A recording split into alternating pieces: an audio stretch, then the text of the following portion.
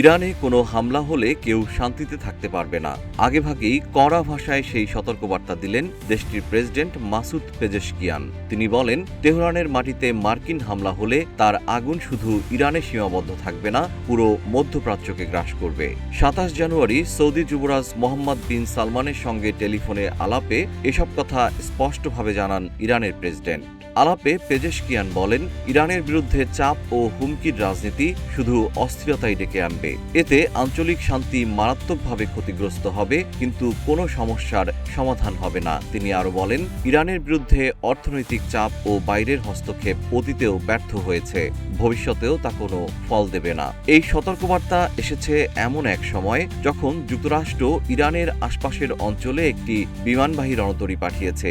একই সঙ্গে ওয়াশিংটন থেকে ইরানের বিরুদ্ধে সম্ভাব্য সামরিক পদক্ষেপের ইঙ্গিত দেওয়া হয়েছে। মার্কিন প্রেসিডেন্ট ডোনাল্ড ট্রাম্প প্রকাশ্যে হুঁশিয়ারি দিয়ে বলেছেন, ইরান যুক্তরাষ্ট্রের শর্ত না মানলে কঠোর ব্যবস্থা নেওয়া হতে পারে। এই প্রেক্ষাপটে ইরান স্পষ্ট করে জানিয়েছে, দেশটির উপর কোনো হামলার প্রভাব শুধু ইরানের ভেতরেই সীমাবদ্ধ থাকবে না। ইরানের পররাষ্ট্র মন্ত্রণালয়ের মুখপাত্র বলেন, আঞ্চলিক নিরাপত্তা একে অপরের সঙ্গে গভীরভাবে জড়িত।